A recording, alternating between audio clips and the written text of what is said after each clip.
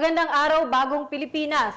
Narito ang Police News Express kaugnay sa Trillion Peso March para sa oras na ito. Nakahanda at nakaalerto ang iba't ibang tanggapan ng Police Regional Office 1, katuwang ang mga ahensya ng lokal na pamahalaan para tiyakin ang kaayusan at seguridad sa paggunita ng anibersaryo ngayong araw na inaasahang sasabayan ng mga kilos protesta mula sa iba't ibang sektor ng lipunan. Bilang pangunahing layunin, tiniyak ng PNP na uunahing protektahan ang kaligtasan at kapakanan ng publiko habang nananatiling mahinahon at profesional sa pagtugon sa anumang maaaring aberya o banta sa kapayapaan. Alamin ang buong detalye ng balita sa ulat ni Patrolman Dennis Carinal.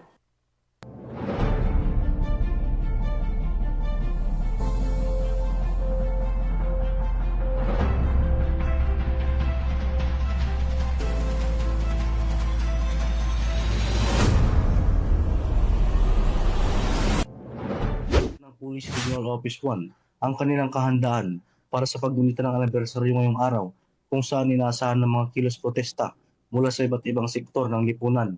Pinangunahan ni Regional Director, Police Brigadier General Dindo Arias ang serye ng koordinasyon kasamang iba't ibang ahensya ng pamahalaan upang matiyak ang maayos na daloy ng mga aktibidad. Aniya, prioridad ng PRO ng kaligtasan ng publiko habang ginagalang ang karapatan ng mamamayan na magpahayag. Ang iyong kapulisan ay nakahanda, hindi lamang para sa seguridad, kundi para tiyakin din na mapayapa at maayos ang bawat pagtitipon. Bukod dito, tampok din sa paghahanda ang City of San Fernando Police Station na nakatalaga sa lugar ng aktibidad. Sa pamumuno ni Police Lieutenant Colonel Rogelio B. Medes, naglatag sila ng mga lokal na hakbang sa seguridad at nakipag-ugnayan sa lokal na pamahalaan at iba pang ahensya. Handa ang aming tauhan na magbigay ng proteksyon at agarang tugon para sa kapakanan ng lahat ng mamamayan. Inihanda rin ng PRO ng kanilang pwersa sa Ilocos Norte kung saan inasahan din ang posibleng pagsasagawa ng rally kaugnay sa anibersaryo. Nakipag-ugnayan ng mga lokal na police units sa mga organisasyon at mahalagang lokal upang tiyakin na mapanatili ang kaayusan at seguridad sa lalawigan.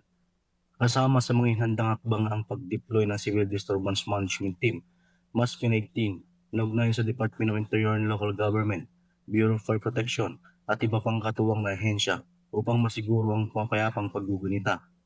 Sa pamamagitan ng komprehensibong plano at masusing koordinasyon, tiniyak ng PRO-1, San Fernando Police Station at iba pang police unit sa rehiyon na maging ligtas at maayos ang pagdiriwang na makasaysayang anibersaryo.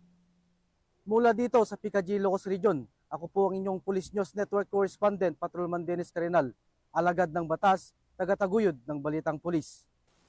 Para sa iba pang napapanahong balitang pampulisya, laging tumutok sa Police News Network, alagad ng batas, tagataguyod ng Balitang Pulis.